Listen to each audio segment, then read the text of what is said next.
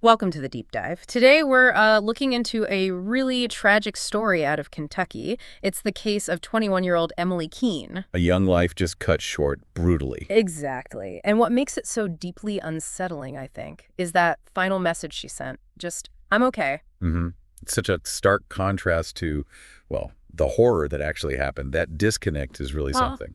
yeah, it plays into that whole idea of things not always being what they seem, doesn't it? So we're working from the details of the investigation, the timeline, initial findings. Right. And our aim here isn't just, retelling a story. We want to try and understand the different layers of what happened, the context.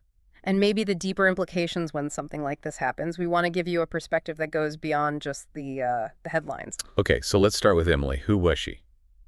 Well, by all accounts, pretty soft-spoken, bright, seemed really grounded for 21. She was in Kentucky, finishing school, had a part-time job.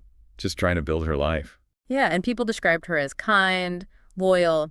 You really get this picture of someone who, had so much ahead of her. Right. Relatable. Absolutely.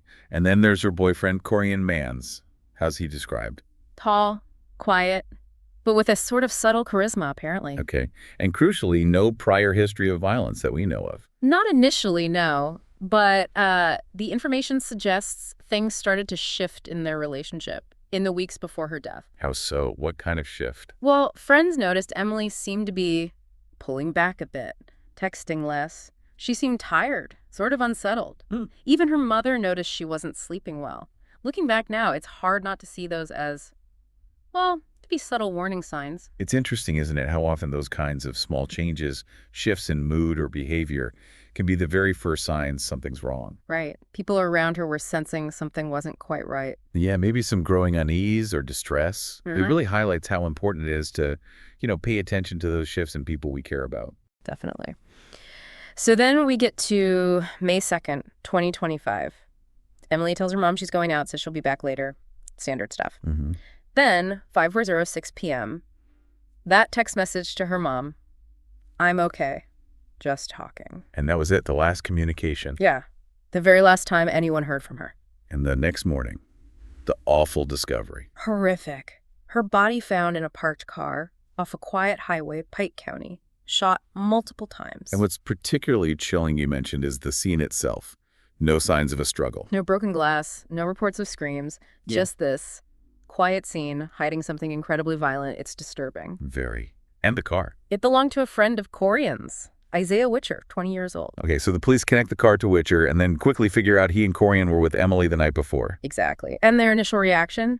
Denial. They tried to mislead the police? Yeah, both of them. Denied any involvement. They claimed they just dropped her off, said she was fine. But their stories didn't add up. Right. Started to unravel pretty quickly. And then the evidence. What did the evidence show? Well, phone data was crucial. It placed all three of them, Emily, Corion, Isaiah, near where her body was eventually found, around 7 p.m. that evening. Okay. And then Emily's phone stops pinging, just goes silent. But the other two phones, they keep moving away from the area. That's pretty damning.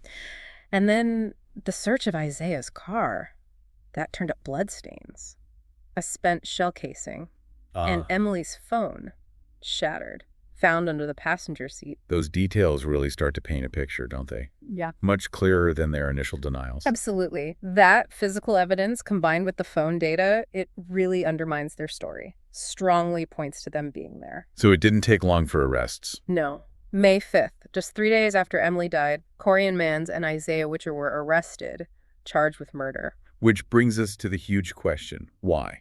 What could possibly be the motive? Well, the initial investigation seems to be focusing on Corion's behavior leading up to it. This increasing need for control over Emily. Control. In what way? Apparently wanting to know her whereabouts constantly, who she talked to, what she posted online, that sort of thing. So maybe not overt physical violence, but more.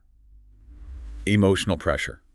Manipulation. Exactly. It sounds like it. The texts they recovered from her phone really seemed to back this up.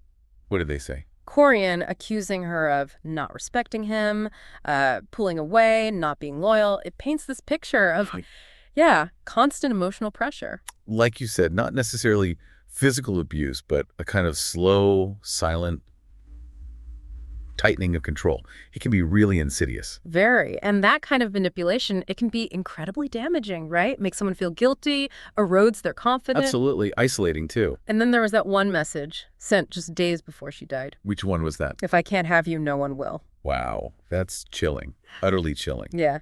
And you can almost imagine Emily, maybe hoping it was just angry words, not a real threat. It speaks to how hard it is to know what to do in those situations. People often try to rationalize or downplay things like that, hoping it's not serious, hoping things will get better. It's a natural instinct, maybe, to want to believe the best, even when the signs are there. So what's the prosecution's theory of what actually happened that evening? Okay, so they allege Corion picked Emily up around 4:30 p.m. They get into Isaiah's car. Isaiah's in the back. Right. An argument starts. It escalates. And the prosecution says Corion shot Emily, point-blank range. Jesus. And Isaiah. The allegation is that he then helped move the car, helped leave her body there, and then they both just went home, like nothing happened. Just went home. The casualness is horrifying. It is. And the defense, what are they likely to argue? Well, you often see defenses try to claim, no intent, maybe argue it was an accident or something done in the heat of the moment without premeditation. But the evidence seems to push back against that. It certainly seems to suggest premeditation, doesn't it? You've got those threatening texts beforehand, the presence of a weapon, the alleged attempts to clean the car afterwards, the delay in reporting anything. It points towards planning and a cover-up. Yeah. The public reaction, as you'd expect, is described as horrifying betrayal, and the pain for her family, it's unimaginable. And it's emphasized, isn't it, that Emily wasn't reckless, not involved in anything dangerous. No, just a young woman who trusted the wrong person, her mother's words, saying Emily texted, "I'm okay," and she had no idea her daughter was actually in terrible danger. It's just heartbreaking. It really underscores the deceptive nature of it all. And the normalcy just before it happened, a text, a car ride, a familiar face, no big obvious warning signs right at that moment. And that's maybe the most frightening part, isn't it? How danger can sometimes hide behind the everyday, the familiar. No blaring alarms. Makes it even more unsettling. So where does the case stand now? This is as of May 10th, 2025. Both Corion Manns and Isaiah Witcher are in custody. They're facing those serious charges: murder, tampering with evidence, abuse of a corpse. And the case is heading to a grand jury. Okay. The account also mentioned her funeral briefly. Yes, described as quiet, just loved ones. They played her favorite song, had photos of her smiling. And a framed copy of her last text message. "I'm okay." Incredibly poignant, yeah. And even outside the church, people were whispering, just in shock and sadness. It shows how deeply this affected the community. Absolutely. These things ripple outwards. And the final thoughts in the source really bring it back to that lack of obvious immediate warning signs. Yeah. And just the tragic image of Emily, so young, likely confused, hurt, dying in that car seat. With all her plans, all the love she had in her life. Yeah. Just gone. Yeah. So we're left with that really stark contrast, aren't we? The reassuring little text, "I'm okay." Echoing now with just unbearable irony, given what truly happened. And this really brings us to something important for you, the listener, to think about. Consider those subtle signals in relationships. Think about how easy it might be sometimes to dismiss those little shifts in behavior, or maybe concerning comments, because everything else seems normal. What can we maybe learn from Emily's tragic story about really paying attention, about trusting our instincts perhaps, even when someone or some situation seems okay on the surface?